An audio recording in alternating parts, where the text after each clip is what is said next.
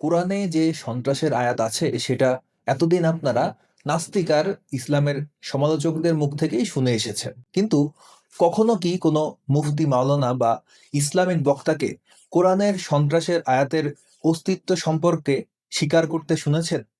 না শুনে থাকলে এই ভিডিওটি দেখুন। দেখুন, একজন ইসলামী বক্তা ওয়াজের মঞ্চে নিজ মুখেই কোরআনের জঙ্গিবাদী সন্ত্রাসবাদী আয়াতগুলোর নৃশংস বর্বরতা স্বীকার করে নিচ্ছেন। এমনকি তিনি এটাও বলছেন এই আয়াতের তর্জমা বলার সময় সতর্ক থাকতে হবে, কারণ এই আয়াতের অর্থ এতটাই ভয়াবহ, এতটাই নৃশংস, এতটাই রক্তক্ষয়ী যে এই আয়াতের অনুবাদ জনসম্মুখে বললে সন্ত্রাসবাদের অভিযোগে গ্রেফতারও হওয়া লাগতে পারে। কি আছে কোরআনের এই আয়াতে? শোনা যাক হুজুরের মুখ থেকেই। আরেকটা আয়াত শুনেন, সূরা তওবা 5 নম্বর আয়াত। এই আয়াতটা খুবই মারাত্মক, শুনেন। এই আয়াতটা আবার পুলিশ টুলিশ থাকলে তর্জমা করা যাবে না, বুঝছেন? কারণ এই আয়াতটাকে অনেকেই বলে সন্ত্রাসী আয়াত।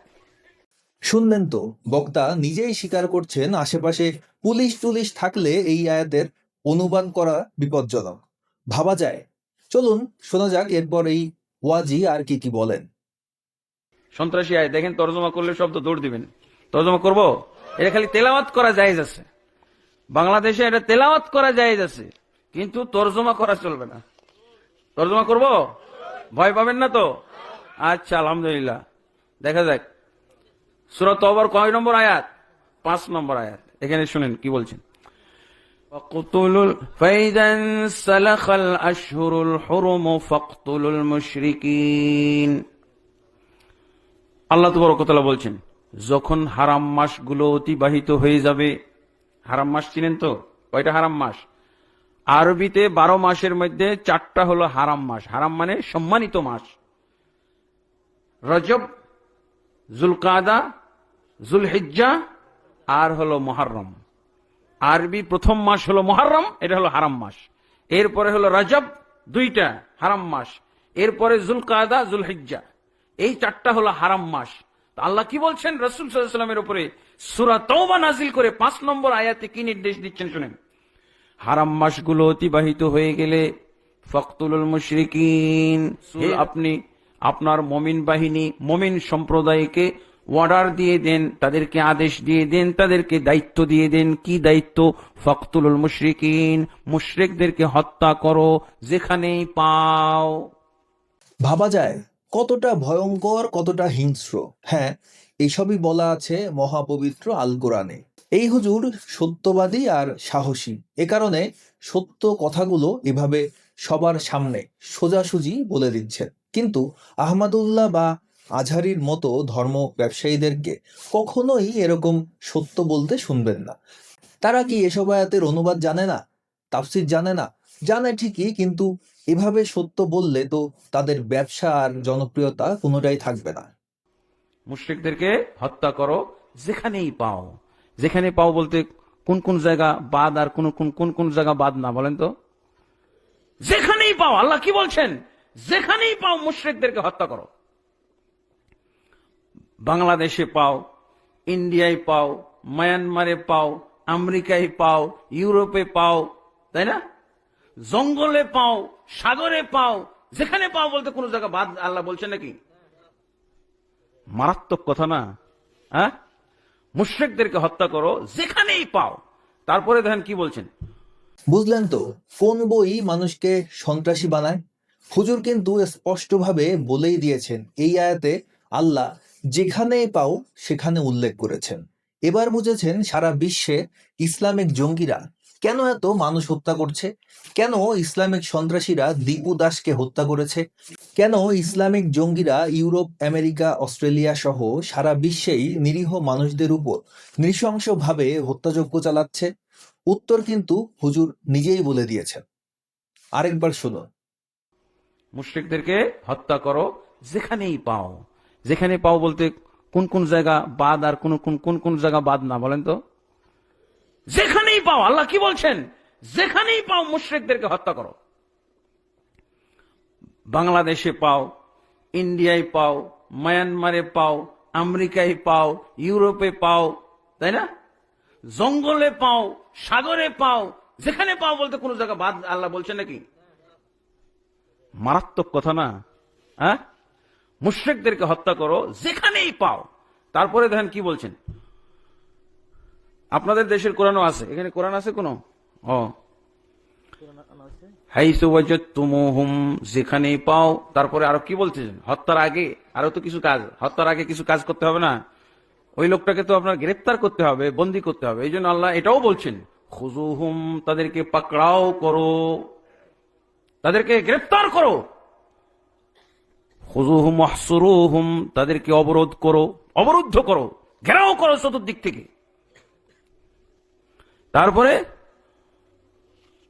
ওয়াকুদু লাহুম কুল্লা মারসাদ, মুশরিকরা যেই রাস্তাঘাট ব্যবহার করে সেই রাস্তাঘাটে বসে থাকো। ধরতে হবে না এই রাস্তা দিয়ে মানে কোনো মুশরিক চলাচল করতে পারে, এই নদীর ঘাটে কোনো মুশরিক চলাচল করতে পারে, এই জন্য রাস্তা এবং ঘাটে ওঁত পেতে বসে থাকো। কিসের জন্য? ওই মুশরিক ধরার জন্য। তারপরে কি বলছেন আল্লাহ? এটা সন্ত্রাসী আয়াত না? হ্যাঁ, মারাত্মক কথা। এই জন্য তো তর্জমা করতে আগে ডানে বামে পুলিশ দেখতে হয়। হ্যাঁ, হুজুর ঠিকই বলেছে। যে কোনো স্বাভাবিক মানবিক বোধজ্ঞান সম্পন্ন মানুষই এই বিষয়ে একমত হবেন যে এটা সন্ত্রাসী আয়াত। যারা এখনো ইসলামকে শান্তির ধর্ম ভেবে বসে আছে, দয়া করে কোরআনের অনুবাদ পড়ুন, তাফসির পড়ুন, তারপর সারা বিশ্বে ঘটে যাওয়া অসংখ্য ইসলামিক জঙ্গি হামলাগুলোকে নিয়ে একটু ভাবুন। কোরআনের নির্দেশগুলোর সাথে জঙ্গিদের কার্যক্রমগুলোর তুলনা করুন। সহজেই বুঝতে পারবেন জঙ্গিরা সন্ত্রাসবাদের এই শিক্ষা কোথা থেকে পায়। চলুন শোনা যাক হুজুর আর কি বলেছেন। কিসের জন্য? ওই মুশরিক ধরার জন্য। তারপরে কি বলছেন আল্লাহ? এটা সন্ত্রাসী আয়াত না? হ্যাঁ, মারাত্মক কথা। এই জন্য তো তর্জমা করতে আগে ডানে বামে পুলিশ দেখতে হয়। হ্যাঁ, তো তারপরে কি বলছেন? ফাইন তাবু, তবে যদি তারা তওবা করে, ওয়া আকামুস সালাতা, এবং সালাত কায়েম করে, ওয়া আতাউজ যাকাতা, যাকাত কায়েম করে, ফাখাল্লু সাবিলাহুম, তাহলে তাদের রাস্তা ছেড়ে দাও। তাদেরকে গ্রেফতার করে থাকলে তাদেরকে মুক্ত করে দাও, তাদেরকে অবরোধ করে থাকলে ছেড়ে দাও, তাদেরকে মুক্তি দিয়ে দাও। যদি তিনটা কাজ করে, তওবা করে, সালাত কায়েম করে, যাকাত আদায় করে, তাহলে তাদেরকে মুক্ত করে দাও, তাদেরকে হত্যা করো না। আর তাহলে কি বলো? এই আয়াতের তাফসীর বুঝবেন না? তাফসীর কি বল? এই আয়াতের তাফসীরটা শুনেন, তাফসীর কেমন। যদি তারা তওবা না করে, যদি তারা সালাত কায়েম না করে, যদি তারা যাকাত আদায় না করে, তাহলে তাদেরকে হত্যা করো, রেহাই দিও না। দেখছেন তাফসীর? যদি তারা তওবা না করে, যদি তারা সালাত কায়েম না করে, যদি তারা যাকাত আদায় না করে, তাহলে তাদেরকে রেহাই দিও না, মুক্তি দিও না, তাদেরকে হত্যাই করো। বুঝা গেছে? অর্থাৎ কোরআনে নিষিদ্ধ মাস অতিক্রান্ত হলে মুশরিকদের হত্যার নির্দেশ দেওয়া হয়েছে, কিন্তু বলা হয়েছে মুশরিকদের প্রাণ রক্ষা পেতে পারে তিনটা শর্ত পূরণ করতে পারলে। এই শর্তগুলো হলো তওবা করা, নামাজ পড়া, জাকাত দেওয়া। অর্থাৎ এক কথায় ওই মুশরিক যদি ধর্মান্তরিত হয়ে ইসলাম গ্রহণ করে তাহলেই কেবল সে প্রাণের রক্ষা পেতে পারে।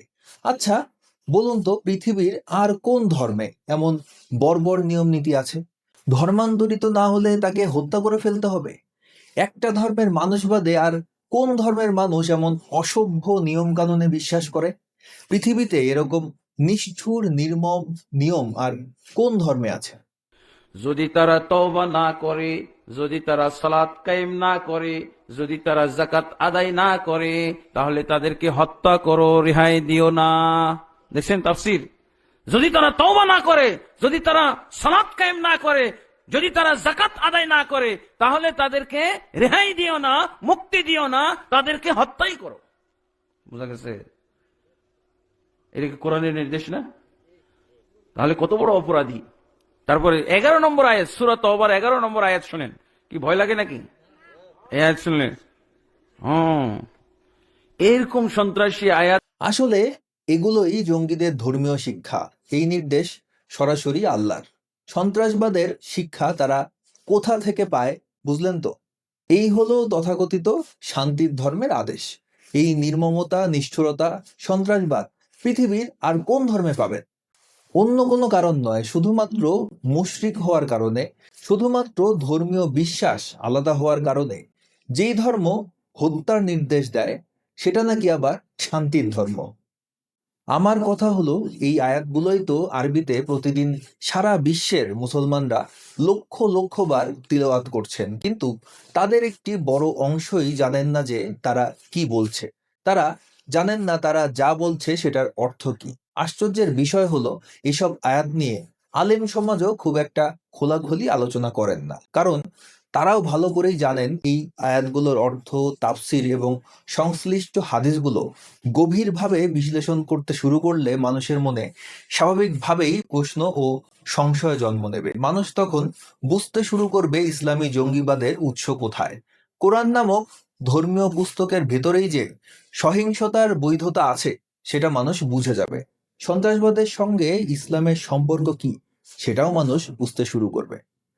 যে যেই ভাষাই পড়ুক অর্থ তো একই থাকে, তাই না?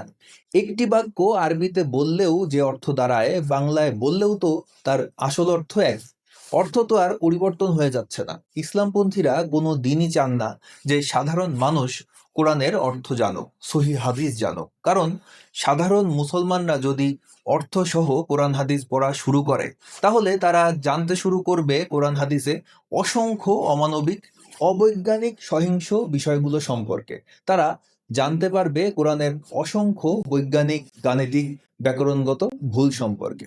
বাংলাদেশের ধর্ম ব্যবসায়ী আলেমরা মুখে ঠিকই বলে যে আপনারা কোরআন পড়ুন, হাদিস পড়ুন, কিন্তু মনে মনে তারা চায় না যে সাধারণ মানুষ কোরআন হাদিস পড়ে পড়ে ইসলামের আসল রূপ চিনে ফেলুক।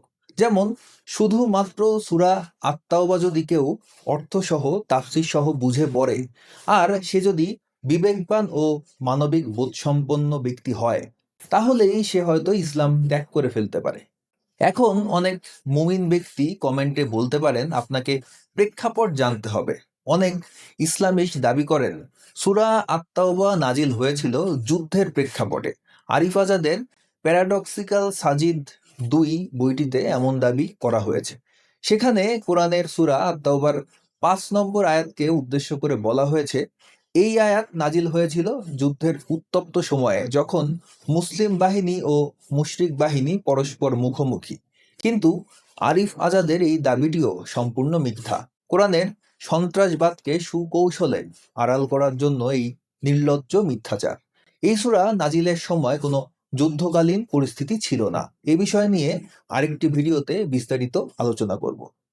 ভিডিওটি দেখার জন্য ধন্যবাদ। ভিডিওটি ভালো লাগলে লাইক করুন, কমেন্ট করুন, শেয়ার করুন। সকলকে অসংখ্য ধন্যবাদ।